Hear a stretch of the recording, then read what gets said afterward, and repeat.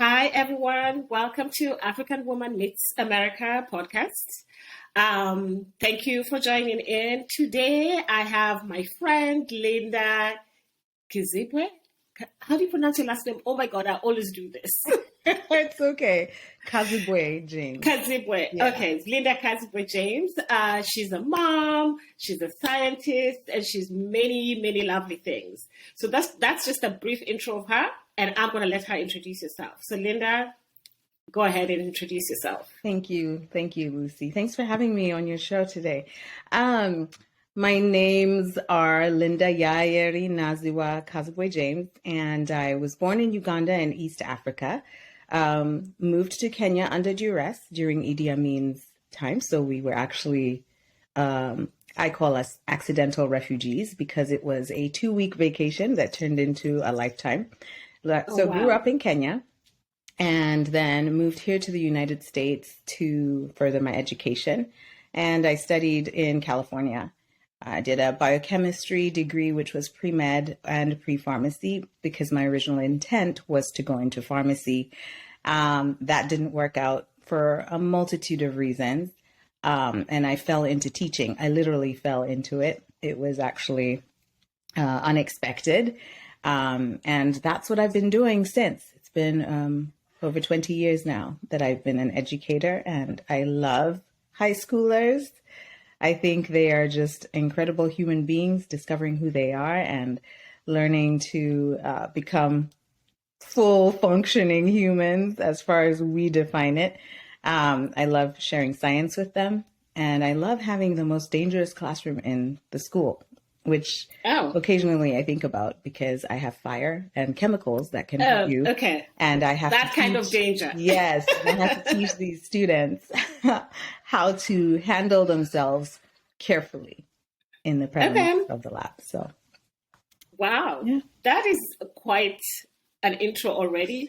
Because I think it was like a couple of days ago, I was telling another friend of mine, I was like, oh, tomorrow I'm interviewing my friend Linda. And she asked me, what brought her to Orange County? And I was like, I'm going to ask her that. What brought you to Orange County? Ooh, Orange County, California, that is. Yes. Well, Orange County, California is home for now. And my path here is kind of convoluted because I spend most of my time actually in LA County, although in a suburb of Los Angeles that most people don't know.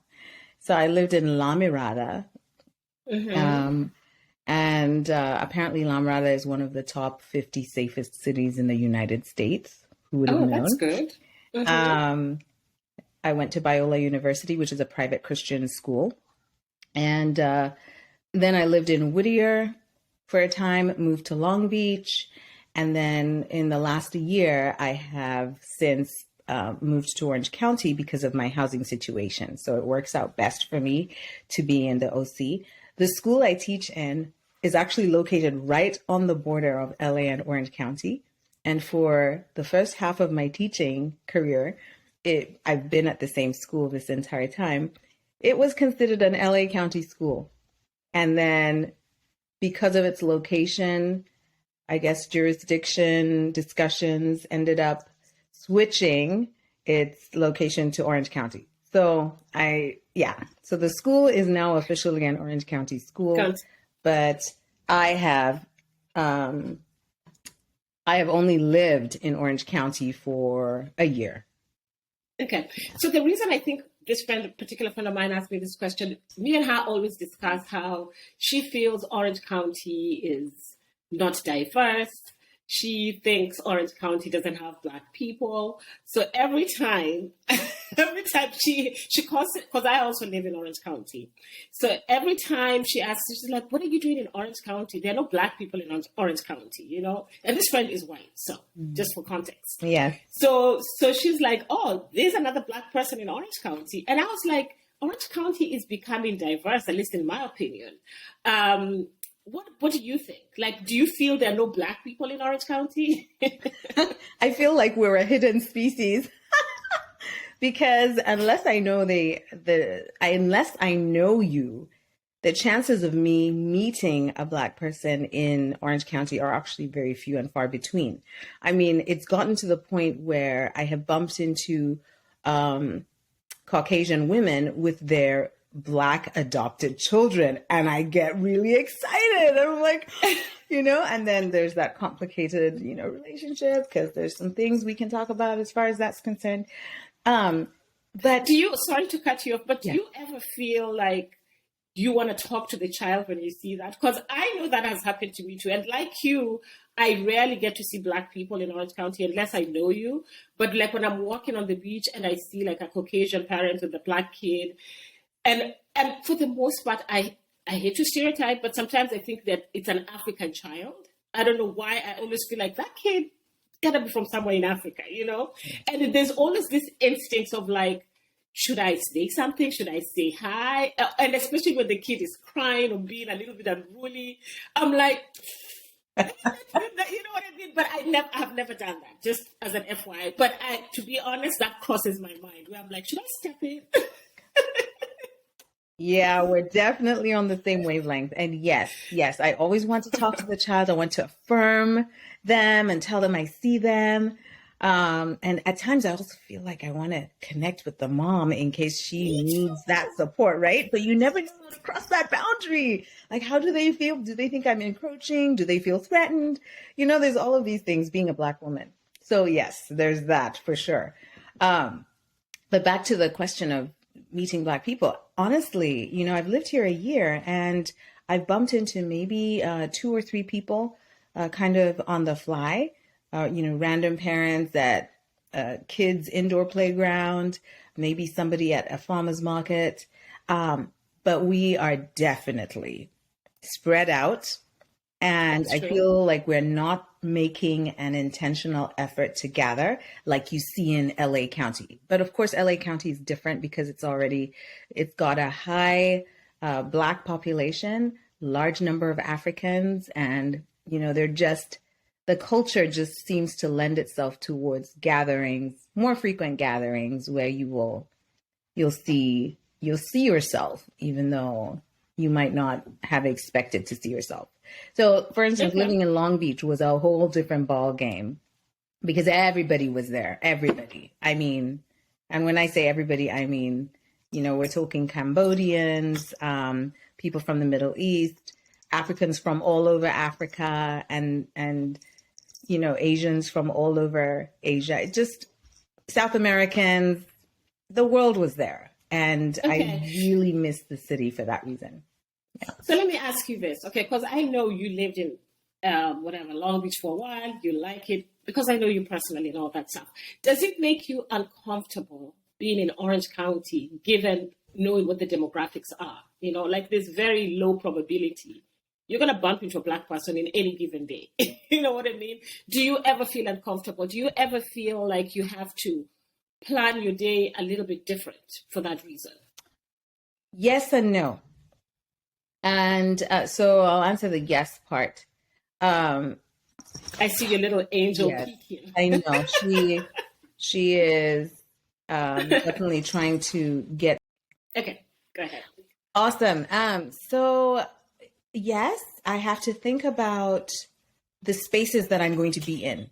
So for instance, if I'm in Laguna Beach or if I take my daughter to Fashion Island, there's certain things I'm just going to be hyper aware of. I'm going to be hyper aware of the fact that even though she's a toddler, anything that she does is going to call more attention to her than the average Orange County toddler. Okay. So I'm constantly assessing the space, reading the room to determine just how relaxed I can be, or if I need to do any kind of prep ahead of time, and that's kind of a mental thing that happens spontaneously. It's not as if I'm just like actively thinking about it. I just know I'm going into this space. This is what's going to happen. I think my body just automatically adjusts to the anticipation, and then I deal, right? So that's the yes part, especially when we're in places that are heavily populated with Caucasians. Mm-hmm. I have to remind myself that they may not have been around Black people There are going to be certain stereotypes that are going to come across. They're going to treat my child as somewhat of a novelty. There's this whole petting thing that really drives me crazy. Oh, can I touch her hair? Or, Has oh, it they want ever to touch happened the to you? skin. Oh, my goodness. Not to your child or you personally? To both. Wow. And these are random people that you don't know? Random folks.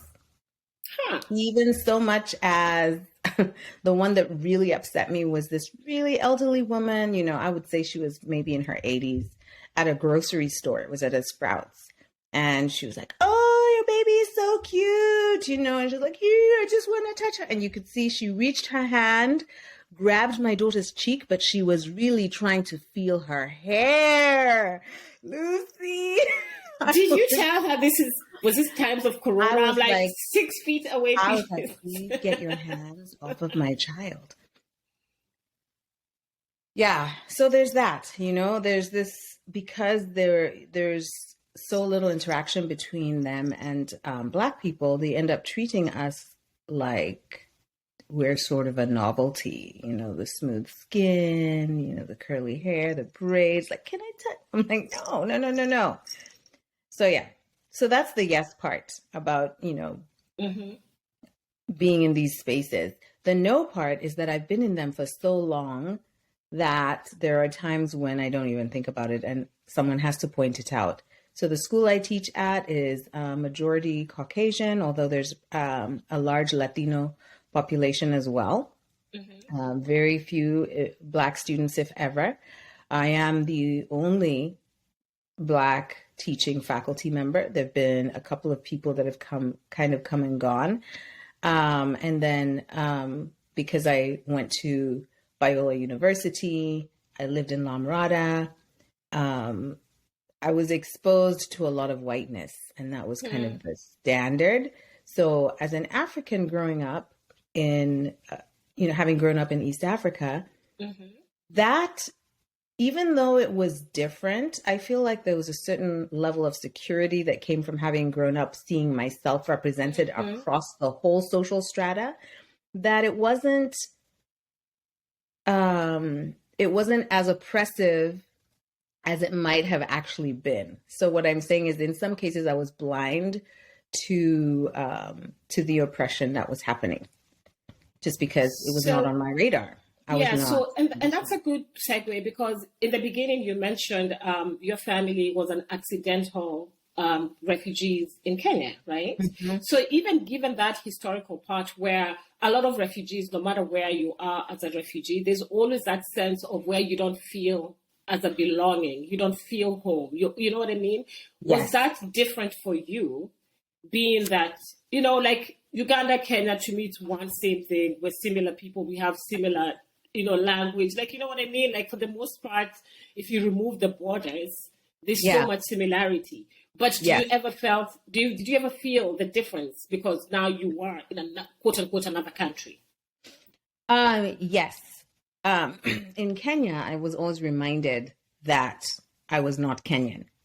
Oh, yes, all the time. The moment they heard Kazibwe and they realized it was a foreign name, initially people would think it was maybe from the coast, which is ironic because my mom is Coastarian. She's Taita. And she's from Kenya. And she is Kenyan, Kenya, right? Mm-hmm. But her blood didn't matter. At the end of the day, it was my dad's blood that dominated. Oh my God. Let's not even go down that route of like the man's blood is always counts more than the woman's blood. Yes. That's a whole other discussion. But let's stick to this. No, it's true. So in Kenya, I was always a foreigner. It was understood that I was a foreigner, and having a foreign-born passport, of course, just highlighted that, right?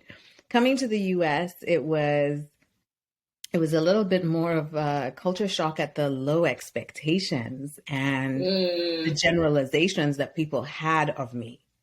Because all of a sudden there was this thing called Blackness, and there was a very specific description of what Blackness was. Mm-hmm. So people had a difficult time identifying me as African versus Caribbean, right? Shock that you speak English so well, things like that. Surprise that you're doing well in your classes. these were things that were never an issue, right, Lucy? I grew up being told the sky is the limit. With all the problems we have in Africa, at least the one thing I appreciated was, by default, the representation. But yeah, so moving here, that's one of the first things I noticed. And those microaggressions took a while for me to really grasp. At first, I was like, what is going on? Exactly. Yeah. Like, why is this even a problem? I could not understand what the issue was. Why am I expected to not do it? Did you ever take any of those things as a compliment? Like, wow, you speak English well. You know what I mean? Okay. No. Not even in the beginning. Not even in the beginning. To me, the question was, why do you feel like this is? I had never been questioned on my intelligence. Basically, that's the thing. Right? Nobody had ever come to me and said, "I'm so surprised that you're," I've always been on the receiving end of what else can you do? Not, oh, wow, you can do. Yeah, no, not in this context, right? So, and there's a difference between that and just somebody kind of acknowledging your accomplishments as a whole, like you've studied, you've traveled the world, I could tell the difference, but I couldn't understand why. Why and why specifically you? So let me ask you, which was the first state that you landed in when you came? Like, where did you live at first? California. So you've always lived in California? I have. I've traveled a little bit. I know. Yeah. And so I've experienced a little bit of the Midwest, the northern American coast, U.S. America. I haven't been to Canada. So I've been to Washington and Oregon, to Florida, to New York, New Jersey, Connecticut, Maryland, Philadelphia, and Atlanta and Texas. Okay. But the place you've always considered home in the U.S. has been California. It has. And so the reason I bring that up, right, and maybe some people might have heard my story. I lived on the East Coast for like almost 19 years before I moved to California, right? And when I moved to California, maybe I don't know what my expectations were, but I just thought California was like this very liberal and very diverse area and very just open. But I have to be honest, like, I was so shocked that California is one of the places that I actually experienced prejudice and racism and being told you're that and you're not this. In California, and I'm not talking about middle California of nowhere. This was LA and then Orange County, to me, that's shocking. Is that shocking to you? Because given the impression people have of California. To me, it isn't shocking because that's been my experience.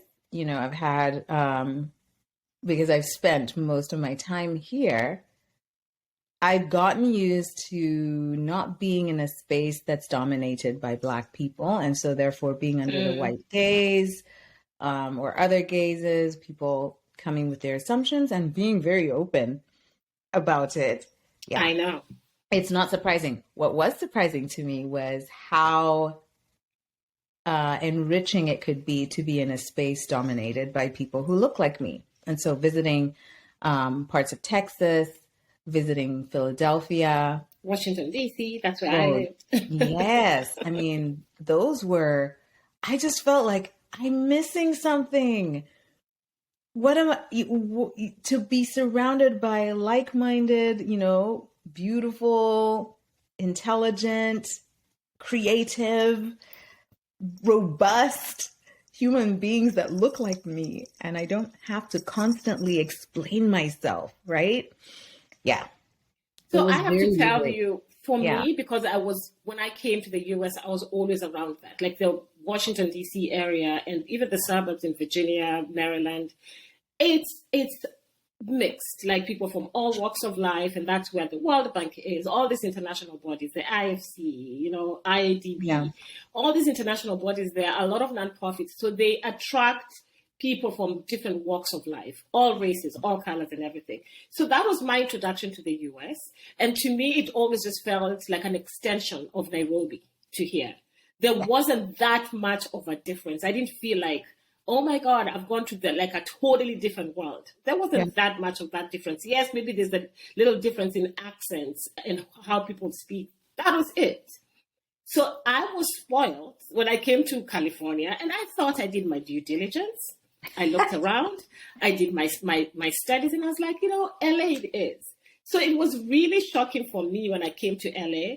Was the first time I was being told, well, you're Black. And then I joined this group. It was like IT, because I'm in IT, right? I joined this group where it's Blacks in information technology. And I was so excited because when I first moved there, I was just like, oh my God, there's no Black people. Considering I was always seeing Black people where I was, it was so apparent to me there was no Black people. And never in my life up until that point had I even felt the need to go seek out Black people. So I did the meetup. I was like, okay, I need to step out. I need to step out and go and do the meetup. And my neighbors were great. I have to give it to them. Like, they were white, but they were really nice. But still, you always crave that. I need to be around people like me. So I joined an IT group for Blacks in information technology. And when I went to this group, it was a whole new fascination for them. They're like, wow, you're African and I was like, oh my God.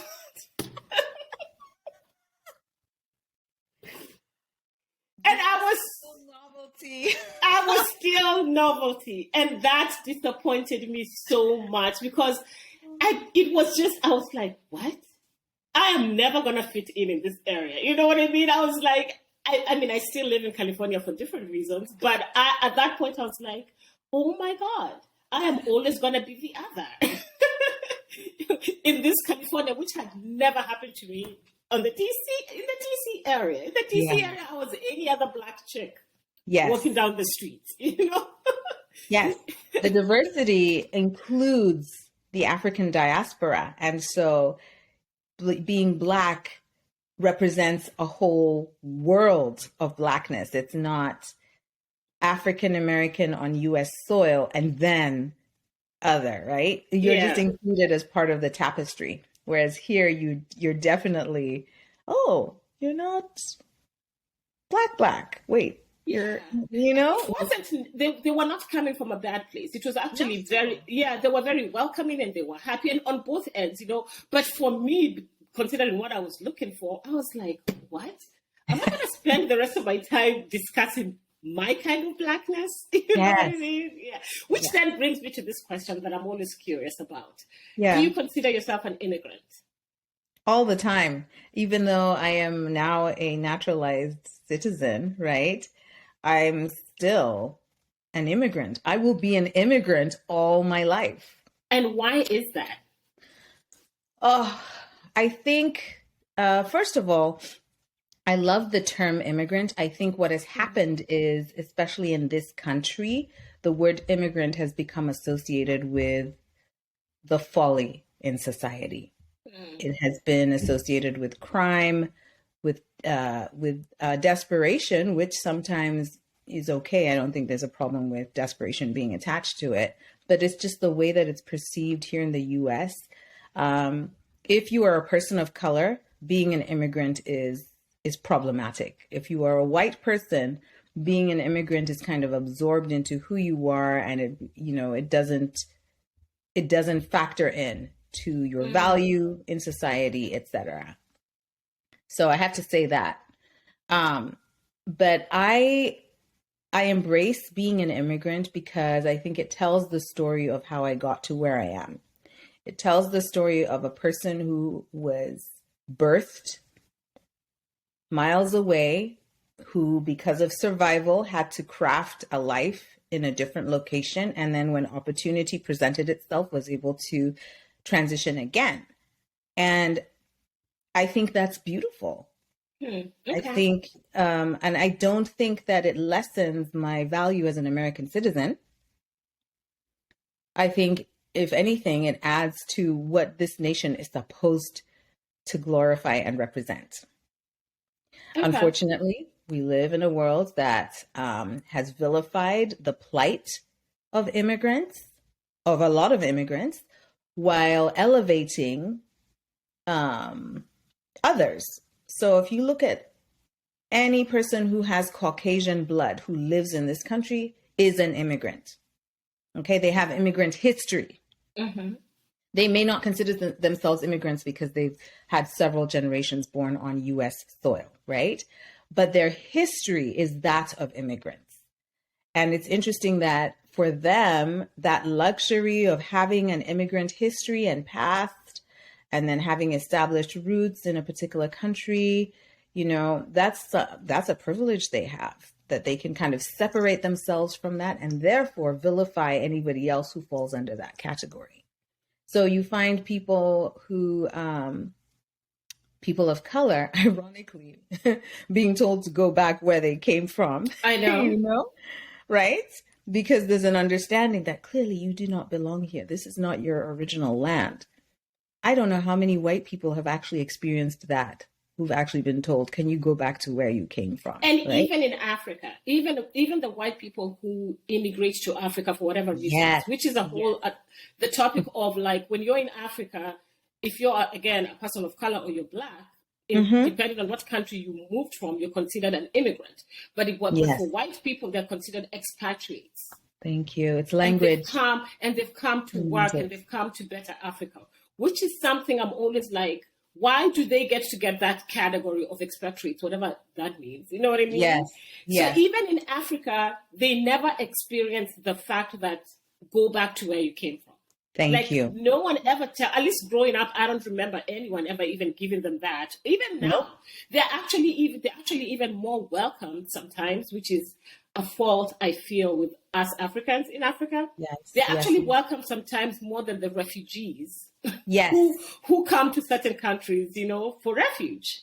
Yes. Yeah. So understood. And then they end up, occupying particular professions and levels of management that somehow remain inaccessible to locals and people of color, which is another problem. Yeah. Like in Kenya, there's the whole industry of, I think it's called Silicon Savannah or something like that, whether it's an equivalent of like Silicon Valley.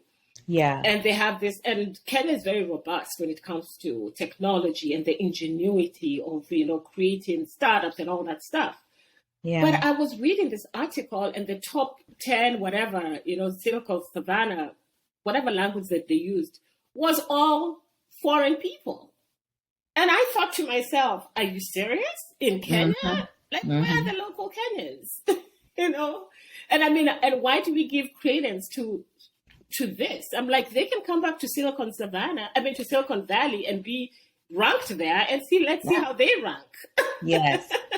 Yes. But don't rank them in Kenya, So, right. So that's one of those things where this whole word, and I like the way you explained the whole immigrant thing, like what it means to you and how you feel about it, considering I don't consider you an immigrant to Kenya. Do you consider yourself an immigrant to Kenya because of you moved to Kenya under whatever circumstances? So yes and no. Yes, because we left Uganda and the intent was to return, which never happened.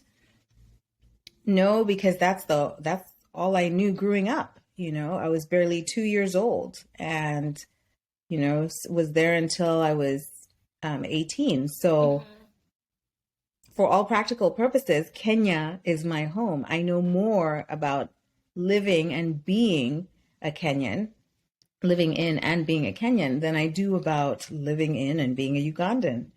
So as far as my life experience, I would consider myself Kenyan, but I am acutely aware that that is not how I'm perceived. And you're aware also even though you came to Kenya when you were 2 years old, you still remember throughout your life being told you're not really Kenyan. Mm-hmm. Okay. Mm-hmm. Yeah. And, and I carried a Ugandan passport the entire time too. So, it was my father and I who were both Ugandan in our family, and the rest of the family were Kenyan because all my siblings were born in Kenya. So by birth, they were viewed as Kenyan, but even they were still perceived as Ugandans regardless because of my father. Okay. Yeah. And the reason I keep asking this is because, like, I personally feel at some point, an individual gets to define where home is. True. You know, and what they consider this is home, and it stops being that I'm an immigrant. You know? Okay. Yeah. So I guess I feel differently about that. I feel like I honestly love the immigrant label, and I would never want to be separated from it because, like I said, I think it holds a part of my story. But where I call home, you're absolutely right. That's where your heart is. That's where you settle. That's where you grow roots and community and build a life. So I think I'm of the perspective that both can coexist quite comfortably.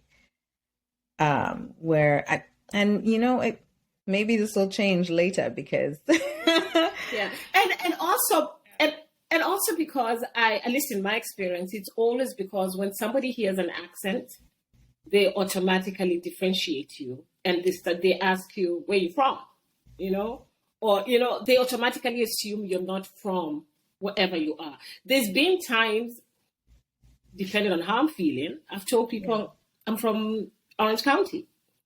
But then somebody has challenged me, oh, but where are you really from? And that's the part that irritates me because I'm thinking, irrespective of how you view me, my accent, or what you think of me, hear what I'm saying. I've just told you I'm from Orange County. Why can't you take that and just go with it, whether you believe it or not? Yes. I agree. See, everybody else, this is what I was telling you about the whole immigrant experience, and how Caucasians on this land they all have immigrant history, but that never comes up. They get to say, I'm from Illinois. I'm from, the Pacific Coast, from Oregon and Washington. I grew up in both places. And nobody is like, well, but where are you really from? Because, they don't have to deal with that. But if you're a person of color, dare you speak slightly un-American? Whatever that is. That's a whole other thing. What is speaking American? Yeah. What is exactly speaking American? So, and this to me all comes together because, like you, of course, I love my immigrant story. You know what I mean? Yeah. I love the fact that I have lived in maybe predominantly two countries, Kenya and the US. Those are the two countries that I've really lived in. I still have very strong ties between both countries, Yeah.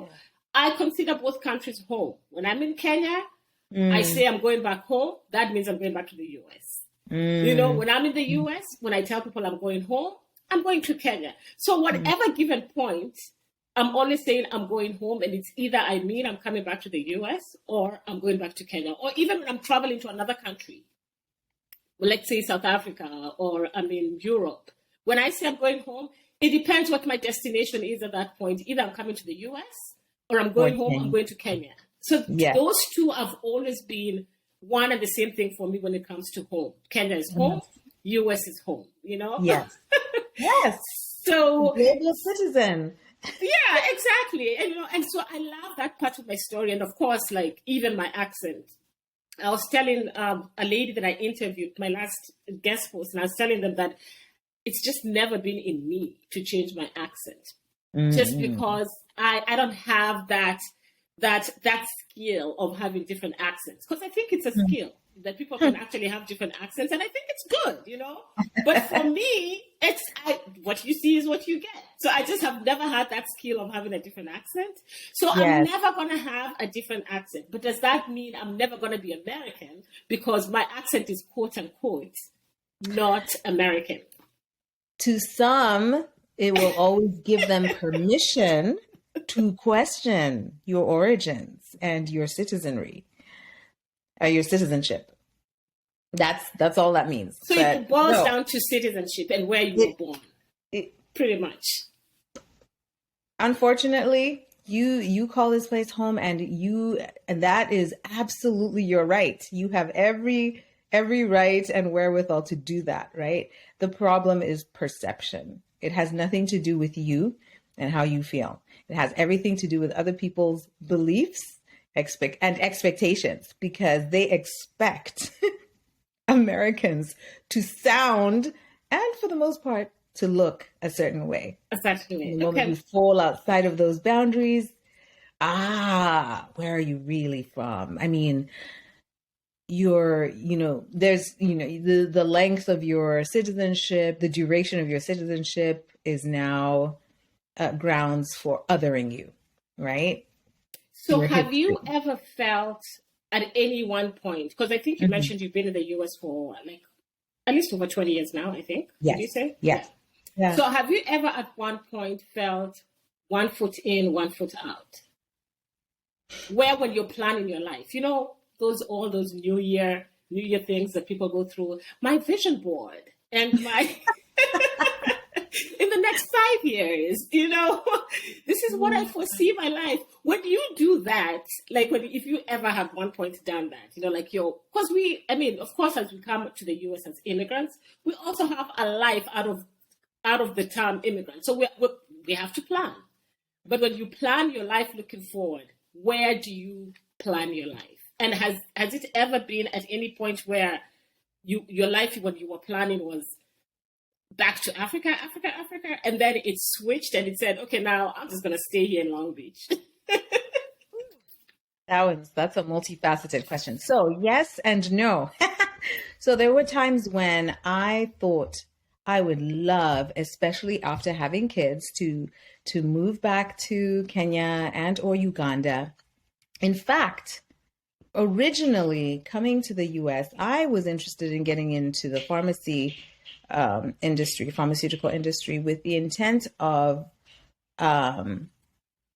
diversifying our generic drug industry in Kenya and Uganda, and making kind of elevating East Africa on the drug map of the world drug map. That was my goal.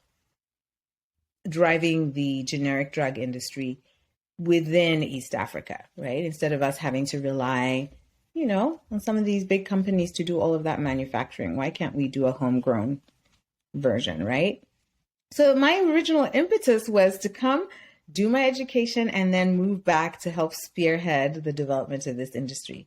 So that plan was completely shot, right? I'm now an educator, and I have different dreams and goals, and it's an interesting story we should talk about one of these days. As the years went on, for me, I felt like it would just be great to be able to travel as an educator and experience living either in different parts of the US or even different countries as an educator. But those opportunities, again, were not as accessible to me. And then when I finally settled in Long Beach, it looked like I would be considering different school districts versus actually leaving California. But after having my daughter, things just changed, girl, especially because of the upheaval that we've been experiencing in society. Oh, so now, I'm thinking about this little girl and I want what I want for her. And so the first thing I wanted to instill in her is that she is 100% an American girl. Okay. And she has African roots. But she is an American princess if ever there was one, born on this soil, and and she has roots in this country, and nobody should ever doubt that about her, right? I really wanted her to be able to embrace that full Americanness that seems to be easy for Caucasians, but just something that the rest of us are pursuing furiously, having to prove X, Y, Z, right? And we're constantly having to prove that irrespective of where you were born. And, as long as you have that melanin in you. Yes, that melanin, for some reason, sends people into a froth. They're like, yeah. So I want her to know she is American, that nobody question that, right? At the same time, because of so many reasons. I want her to grow up experiencing the world, because I have seen, coming here to the US, I've seen too many American families that, were born in Fullerton, raised in Fullerton, went to school in Fullerton, graduated from Cal State Fullerton, and they live in Fullerton. Their parents are buried in Fullerton. And Fullerton is a city it's in Orange County. It's in Orange County. Okay. Yes. And basically what I'm saying is there's this very localized mentality that because everything they believe they need is immediately available, there's no need to move beyond those boundaries, right? Is that negative though? Do you see that as okay? It is not, but what I feel that it does is it denies you the opportunity of appreciating the diversity that exists beyond your city of Fullerton. And I want my daughter to grow up as a global citizen, aware of nationalities that exist out there, aware of languages, aware of different systems of government, aware of different lifestyles, and not fearful, not constantly fearful, because that's something else I've seen is with a lot of the tension that we're seeing in society, a lot of it is based in fear and ignorance that has fueled that fear. Because you don't know, you're willing to believe assumptions, and then that just fuels your antagonism, right? I really do not want that for her. And because I've been blessed to have traveled a little bit, I have family that live all over the world, Canada, Australia, parts of Europe. The world is her playground. I have friends from elementary school through high school living all over the world who would be more than happy to be hosts should the opportunity present itself. And I want her to see the world and experience the world as truly her playground, even as an American citizen. And that American citizenship brings with it privileges that you and I both know we didn't have. Just the visa issues alone are just traveling, even traveling within Africa with an African passport. Yes. It's so different than when you're holding an American passport. Tell me about it. Totally annoying. It really is. Yeah. But my daughter's going to benefit. Yeah.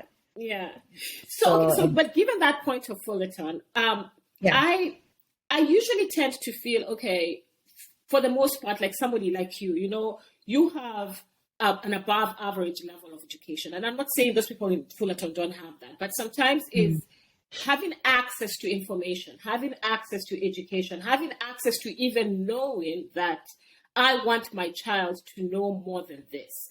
Because all of us have a different starting point, And as a parent, I'm not a parent, but I do have nephews.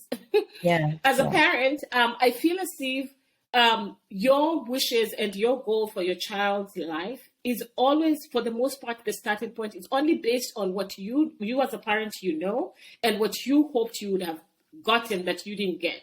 So maybe those parents in certain areas, they're actually giving their kids more than they got as parents. Oh yeah, I understand that. Right. Yeah. So, but then how do we help? And I like the idea of where you said that, when people in general are more aware of, my culture is more than my 5-mile radius. When people are more aware of that, it kind of brings peace in other areas. It kind of brings acceptance and understanding. And all these problems we have of like othering the other person, you kind of start feeling differently when you have a true relationship with somebody who's different from you. You know what I mean? And I think that is important. But how do you introduce that to different communities that don't have that? Ooh.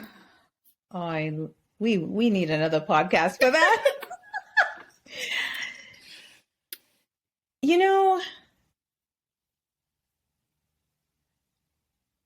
Okay, so I think the short answer is to illustrate representation. Okay. In school? All across the board. Because in school is the first place your child goes that is interacting with different people that are not within the family. Yes. The nuclear family, if I was to say that. Again, being an African nuclear family means exactly what? Yes. You know what I The mean? Being an African yeah, nuclear family doesn't mean mom and dad and kids. It could mean me and all my cousins and all my aunts. You know what I mean? exactly. But Yes, for all the the people you grew up with. yeah, all the people you grew up with. But for the US, it's usually like nuclear families, mom, dad, kids. And then when you Yes. start going to school, that's when you start meeting other people, you know? So do you think school is the best place to start introducing this form of education? Where you actually, when you have like a literature class or whatever, instead of Mhm. reading Harry, whatever, one of these books, you know, Yes. Yes. you actually pick a book from Cambodia, and that would be the Yes. study for the whole semester. As an educator, 100%. Okay. Absolutely. But we can't rely on schools alone to provide that kind of experience. That should simply be enhancing and allowing students to focus in on some of those cultural differences and diversity that exists. But ideally, it should be across the board. Television programming. I mean, that's something I fight with all the time is representation on TV for what my little girl is watching. You know, does she see herself in these characters, or is she seeing one particular kind of character time and time again? Who are the popular characters? Who are the comedians? You know, who are the ones that are always getting in trouble? I'm paying Mm-hmm. attention to all of that with, you know, with hypervigilance almost. Even something as simple as a travel ad Hmm. can inspire you to actually quote unquote travel and see people. Like I still can't get over the fact that very, very often I'm seeing these travel ads to exotic tropical destinations, and who is the guest and who is the server. Pay attention to Mm. that because that's informing accessibility. It's like who's the person who actually gets to go out and enjoy, and when they enjoy, who is the one bringing them their drinks by the beach and Mm-hmm. giving Mm-hmm. them their towels by the pool.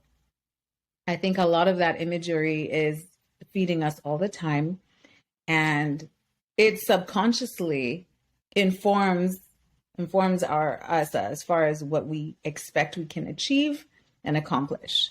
And yeah, so it's not an easy answer. I honestly think we can spend a whole a whole other hour talking about it. Yeah, For but I sure. like the fact that you actually raised that, you know, if I could summarize, it's like people should be Mhm. intentional as to what their children, what they, you know, opening their children's minds and Yes. stepping out from our comfort zone. Because like those of us who are African immigrant women to the US, you know, we grew up like I also came to the US when I was 18. So we grew up with you know, like a different set of culture. We've Yeah. adapted, we've added on. I would Hmm. like to say we've added on to our culture. Then we've Yeah. created this good mix of what we grew up knowing and what we've picked up in the US. And that has Yeah. kind of been now, that's our new culture, right? Yeah. But then if you birth kids in the US, they're adding on to that because also as a parent, you're giving them that, you know, but you should also let your kids be open enough and not lock them into, well, when I was growing up, this is what happens. I mean, you know what I mean? Huh? So, yeah, so I think, and that also helps open up your children, you know, and then it stops the stereotypes because now Yes. they're knowing better. Because I think it's the parents actually who pass on a lot of these stereotypes to their children, unfortunately, you know? Yes.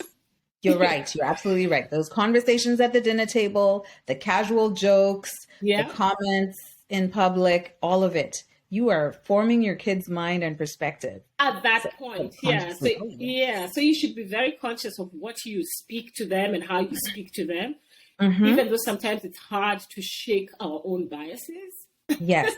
But when you have Truly. that little human being, just so that they can have their own informed decisions in life at some point, it should Yes. always be intentional, opening them up to stuff where even you might not believe in. You know what Yeah. I mean? Like I Yeah. always say, an example is, as you know me, so I'm not religious. I don't believe in a God, which is Yeah. very different for an African girl. That's a whole other discussion to have, you Oh, know? yeah. We can definitely have that discussion too. Yeah, but like I mean, I always feel even though I am non-religious, if I ever have a child, or even my nephews, I want them to know different religions. Like I want them to know about Christianity. I want them to know about Judaism. I want them to know about Islam. All these other little ones, Buddhism, whatever. I want to be able to introduce them to that. And then at some point in life, they can make a decision what they settle on or what they decide not to settle on and join me on my camp of like none of the above. Yes, it isn't. And awareness is so important. I think if people are so insulated, then you have an element of, I guess, authoritarian. Exactly. Authoritarianism as this is how you're going to be, and that's it. That, this is the expectation, and don't question me. Or if you have questions, this is where you can ask your questions, and then anything after that, you're at work. So it's like we should stop that whole thing of you don't live in Africa, but you kind of create your own Africa in the US, and you totally refuse to see that. You know what I mean? Like you immigrate to the US and you're still so African, but you live in the US. Yes. This and cons to that. I mean, really, reality is no, you're not in Africa. So let's just start there. Yes, let us start there. There's some things that you just might have to let go of. Exactly. Or, modify. So okay, a few more questions, and then we're gonna be done. So what did you wish people knew about Africa? Or no, let me phrase that differently. What do you wish people knew about you as an African immigrant woman into the US? Wow. Just one thing, like if nothing else they remember about this whole podcast. What is it that they'll be like, that Linda lady on African Immigrant Podcast, this is what she said is. That's hard to hone in on that. One thing that they should remember about me as an African immigrant to the US.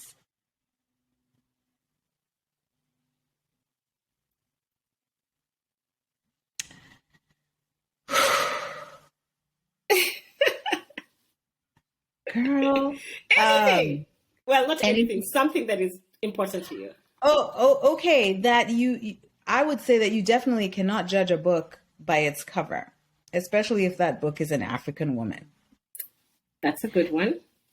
And the reason I say that is because, at least when I was in college, people saw me as a musician and a dancer, right? So my public face on campus was music and dance.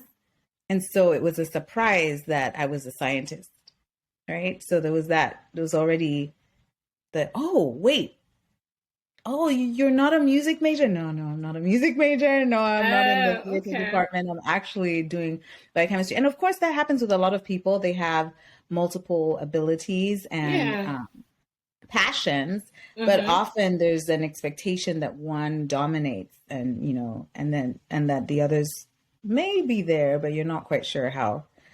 The other is, honestly, I think you can't judge a book by its cover, because I do remember meeting Brits and they would actually think I was from England. They'd think I was a Black person from England because I went to private school my early years in Kenya, and it formed a lot of my accent. It also taught me how to code switch a lot. So it's funny because I'll speak with certain people and then one part of the accent comes out, and then with other people and my accent changes. The whole thing you were saying about accents and code switching. Yes. So the way I talk actually changes. And then there's times when I think my guard completely falls and who knows what comes out. Exactly. You, when I'm speaking to you and our other friends, at that point I am Lucy in the village. Yes. Some little village in Africa where my guard is completely down. And then somebody calls me and I'm like, hi, this is Lucy.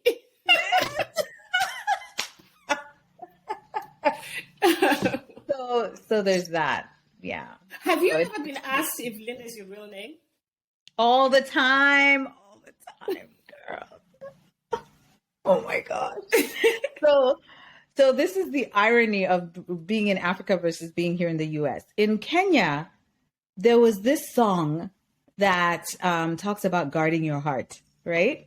your heart and your soul. Mm-hmm. And it goes, Linda, Linda, moyo wako, kuliko vyote, Linda ko. So people would sing it to me all the time in Kenya because they just assumed, yes, that's what your name is. And for background, my name is actually the Bantu word Linda, which means to guard or to protect or to look after. Oh, okay. Okay. Yeah, my mom gave all of us. Yeah, like in Swahili, kulinda mtu. Yeah. Yes. Yeah. Yes. Mm-hmm. So that's what my name is. I did not know that, honestly. Yeah, and most people don't unless they ask the question, and then I actually go into the details. Don't judge a book by its cover. Exactly, because I thought Linda was like your English name, Linda. Girl, my mom took that away. She was like, all my kids, none of them is getting this anglicized name. All of us are named with African words. So me, I am Linda. My sister is Sifa, blessing. Mm-hmm. Nina, which means I have. And Tendo, which is an act or a great act. Now, all those words, they're also from the Luganda. So you can find them in several Bantu languages, but in Luganda, they have their specific meanings. So Kulinda is to guard. Mm-hmm. Linda means to guard. Sifa is blessing. Nina is also I have. And then Tendo is a great act because he was the boy. I have some questions about that, but that's okay. So we do not have any anglicized or biblical names. And this was my own mom's way of kind of reclaiming the African heritage because without telling you what her last name is, I can tell you what her first name is. Her first name is Janet. Mm-hmm. Her last name is the equivalent of Smith. Oh, wow. My mother, born in the middle of Savo East, okay, in the Shamba at home, has a name, Janet Smith. Okay, how the hell? You hear that name and you think you're talking to an English woman, right? But this is a full-blown, born and bred African woman who had to have a name like that in order to be accepted in the Anglican Church. Mm-hmm. And so I think in her own way, she needed to reclaim some of that. And she still has her Kitaita name as well. Yeah, which we all do. Like I have, yeah. Yeah. And you see that with a lot of Kenyans. Most of my Kenyan friends will have their tribal names, but they also have, as one of their official names, a very anglicized or Christian name. That's me. Right? Mm-hmm. Yeah. Yeah. And so that's something that at least my mom was like, we're doing this different. See, you learn something new every day because I just always assumed your name, Linda, was the same way to my name, Lucy. Yes. And most people do. And I have to explain to them. And especially when I meet my Spanish brothers and sisters, my Latinos, they're like, oh, Linda. Yeah, I'm like, or me, they call me Lucia. It's always the Italians or the Spanish. Yes. It's like Lucia, So yeah, I did not know that. And the reason I asked that question is because I actually get annoyed when people ask me, is Lucy your real name? Because again, what is it? What do you mean a real name? Why can't Lucy be my real name? Right. Right. It's almost like there's some interesting undercurrents because it's like people think, oh my gosh, I've been told, did you pick up Lucy when you came to the US so that you can fit in? And my rebuttal is always like, out of all the names to fit in the US, do you think I'd pick Lucy when every dog is called Lucy? If you think about it, a lot of dogs in the US are called Lucy. I hadn't thought about that, but you know what?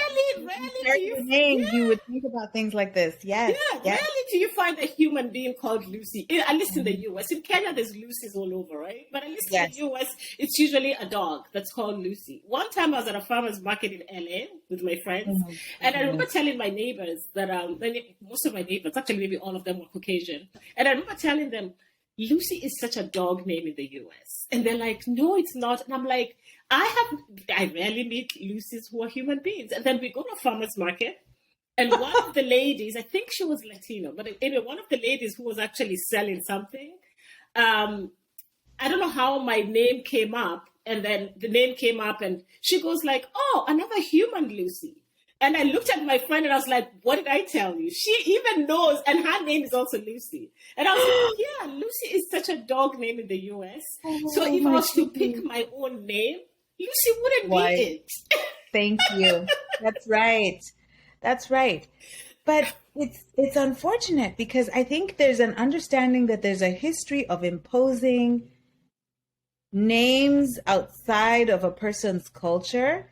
So when a person asks you that, it's almost like they're aware this name shouldn't belong to you or blah, blah, blah. Ooh, girl. It's one of those things like, what's your real name? And I'm like, what do you mean, what's my Yeah. real name? You know? And then if I'm in a good mood, I'm always like, okay, I kind of do the explanation like you did, and then I tell them, not only do I have a Christian name that's Lucy, I also have a middle name that's Kanyaha. And then Yeah. I have like, you know, my last name, you know? Yeah. And then when I tell them my name is Kanyaha, then they'll be like, oh, so that's your real name. I'm Ooh, like, wee. okay, Ooh, wee. seriously? Yes. I'm like, Yes. they're all my names. They're all my real names. Should Well, I say these yeah. are my government names? You should say these are the names that my parents bestowed upon me when I emerged earthside. Yeah, I don't know. even though the one thing that I would change if I had kids now is Yeah. I would do what your mom did. I would Yeah. not name my children with any of these anglicized names. That's just me personally. Yeah. Yeah, and at some point I tried just switching to use my middle name, but even then it was just so difficult, and I was just like, okay, whatever. I've been Lucy all my life, just stick to it. Oh, you can still make the change. Let I me could. encourage you. I Let could. me encourage It's you. one of those things you go to the DMV and they say, Kanyaha, and you just sit in there and you're like, oh, wait a minute, that's me. Because you're not used to responding to that name, you know? Yes. Yes. So true. So, yeah, okay. My last question to you is that if you could give one advice to new African immigrant women, what would you be? What would that advice be? Ooh, do not for any reason allow yourself to shrink because of the expectations or non-expectations of people around you. That, and I think for every African immigrant, I think it's important to learn Black history, to learn the Black history of this country, because All right. it will really inform and educate you about some of the perceptions you experience, some of the misunderstandings, some of the tension, some of the oppression, all of it. Yeah, you need to know African American. And finally, I usually like to give people this chance to shout out whatever it is that they're working on. If you need support from the community, if you have a project that you'd like people to follow, anything. Is there anything you want to shout out? And we can be right there to support you. I am not working on any projects right now aside from a personal project. I'm finishing my master's in chemistry. Yay! We need a lot more scientists, especially Black scientists out there. So yay, girl, do it. Yes. And I'm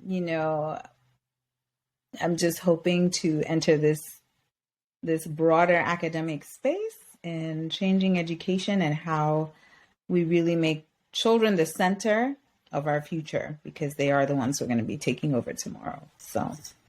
Okay, and on that note, thank you very much, Linda. Now that I know what your name means, it feels different, even me saying it. You know what I mean? Because I know the meaning of Linda in Swahili, so I'm like, it feels different. So thank you very much for taking the time to contribute to African Woman Meets America podcast.